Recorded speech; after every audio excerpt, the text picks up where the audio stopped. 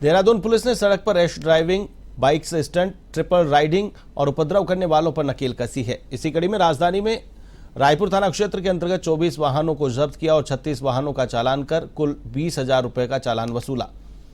इस बात को लेकर सीओ डोईवाला अभिनय चौधरी ने बताया कि पिछले महीने 500 से अधिक चालान किए गए थे।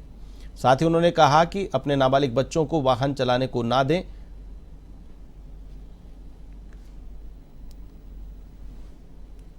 जैसे कि देहरादून में लगातार एक्सीडेंट बढ़ रहे हैं, इनको देखते हुए जो मुख्य कारण है उनके रैश ड्राइविंग, ट्रिपल राइडिंग और ड्रिंक एंड ड्राइव, हेलमेट ना पहनना, तो सबसे अपील भी है कि पब्लिक इन सारी चीज़ों का ध्यान रखे और अपने नाबालिग बच्चों को वाहन ना दे।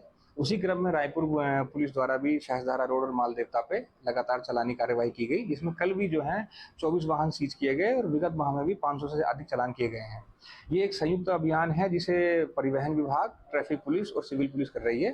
तो आप सबसे अपील भी है कि ट्रैफिक नियमों का पालन करें और अपने नाबालिग बच्चों को वाहन ना दें। पिछले कुछ हफ्तों में बारिश के चलते वनाग्नि की घटनाएं कम हुई थी। आपको बता दें कि बारिश की वजह से घटनाएं कम देखने को मिली, लेकिन अब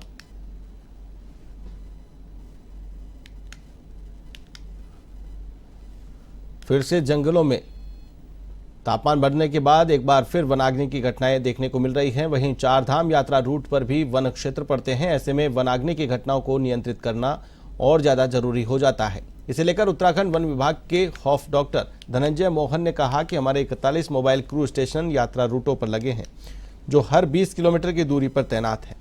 विभाग किसी भी वनाग्नि की घटना को रोकने में पूरी तरह सक्षम है।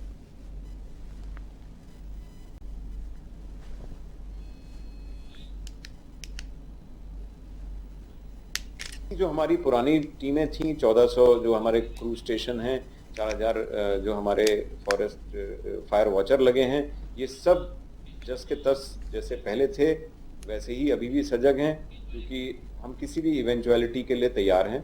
और कोशिश हमारी यही है कि कहीं भी कोई आग लगेगी अगर, तो तुरंत हमारी टीमें पहुंच के उसको बुझाएंगी। और यही चल रहा है। आग की घटना बहुत कम हो गई हैं, न्यून हो गई हैं। हमारा 1-2 लार्ज फायर ही आ रही हैं आजकल, पिछले करीब 10-12 दिन से, तो काफ़ी न्यून है। लेकिन हमारी सारी व्यवस्था जैसी पहले थी वैसी ही चल रही है और हमारे पूरे फायर सीजन वैसी ही चलेगी। मलिन बस्तियों के नियमितीकरण को लेकर सियासत गर्माती जा रही है। आपको बता दें कि एक तरफ एनजीटी ने मलिन बस्तियों में अवैध तरीके से बने घरों को ध्वस्त करने का नोटिस जारी किया है, तो कांग्रेस ने इसे लेकर नगर निगम का घेराव किया। उन्होंने बस्तीवासियों के साथ प्रदर्शन करते हुए मलिन बस्तियों के नियमितीकरण की मांग उठाई। कांग्रेस नेताओं का कहना है कि एक तरफ राज्य सरकार मलिन बस्तियों को उजाड़ने जा रही है, दूसरी तरफ जनता के हित के विरुद्ध फैसले लिए जा रहे हैं।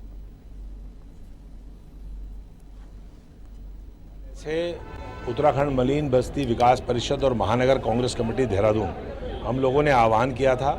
आज मलिन बस्तियों के मालिकाना हक के लिए हम राज्य की सरकार को एक चेतावनी पत्र, एक मांग पत्र देने जा रहे हैं। नगर निगम के आयुक्त के माध्यम से मुख्यमंत्री को ज्ञापन देने जा रहे हैं। उसमें हम मांग कर रहे हैं कि कांग्रेस पार्टी ने जो 2016 में मालिकाना हक देने की प्रक्रिया शुरू करी थी हरीश रावत जी की सरकार के ज़माने में, उस प्रक्रिया को भारतीय जनता पार्टी ने 2017 में रोक दिया। उस प्रक्रिया को दोबारा शुरू किया जाए। 2018 में हाई कोर्ट की आड़ में, एक उसके आदेश की आड़ में, यहाँ पर मलिन बस्ती के लोगों को डराना धमकाना शुरू किया गया, चिन्हीकरण किया गया, निशान लगाए गए। उसके बाद कांग्रेस के हजारों लोग जब सड़कों पर उतरे तो आनन फानन में एक अध्यादेश ला करके वो कार्रवाई रोक दी गई और उसको अध्यादेश को बढ़ा करके ये बार बार एहसान करते हैं मलिन बस्ती वाले को कि हम मलिन बस्ती। चारधाम यात्रा के लिए हो रहे रजिस्ट्रेशन में फर्जीवाड़ा लगातार सामने आ रहा है, जिससे श्रद्धालुओं को काफी परेशानी का सामना करना पड़ रहा है। ऋषिकेश में हो रही चेकिंग के दौरान रजिस्ट्रेशन के फर्जीवाड़े खुलकर सामने आ रहे हैं। 2 दिनों में 2 मामले फर्जी रजिस्ट्रेशन के सामने आए हैं, जिसमें एक फर्जीवाड़े पर पुलिस ने मुकदमा दर्ज कर लिया है, तो दूसरे में पुलिस की जांच जारी है। मोटी रकम कमाने की लालच में कई ट्रैवल संचालक रजिस्ट्रेशन की तारीख में फर्जीवाड़ा कर रहे हैं। पहले मामले में आंध्र प्रदेश के 11 श्रद्धालुओं के साथ फर्जीवाड़े की बात सामने आई, तो दूसरे मामले में छत्तीसगढ़ के 8 श्रद्धालुओं के साथ फर्जीवाड़ा सामने आया है।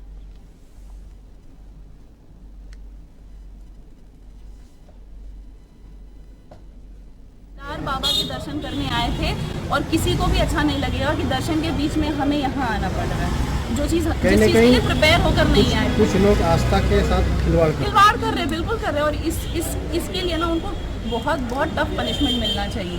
आपने केवल उनसे रजिस्ट्रेशन करवाई थी या ट्रेवल का पूरा ट्रैवल उन्होंने शुरू करने से पहले जैसे ही हमें गाड़ी में बिठाया, हम सभी से उन्होंने बाकी की जो रकम है, बाकी का अमाउंट है, उसी वक्त देखा होगा कुछ दिन पहले उत्तरकाशी में भी ये पकड़ में आया था कि कुछ टूर जो ट्रेवलर्स है उनके द्वारा ये फर्जी रजिस्ट्रेशन की जा रही है। और कल भी ऋषिकेश में चेकिंग के दौरान ये बात संज्ञान में आया है कि दिल्ली के 2 टूर ट्रेवलर और एक हरिद्वार का है, तो उनके खिलाफ मुकदमा कायम कर दिया है और बाकी साक्ष्य संकलन करके उनके खिलाफ कठोर वैधानिक कार्रवाई की जाएगी, ताकि जो एक्चुअल में श्रद्धालु है वही जा पाए, दर्शन करे और उनका दर्शन जो है सहज, सुगम और सरल हो और सुरक्षित।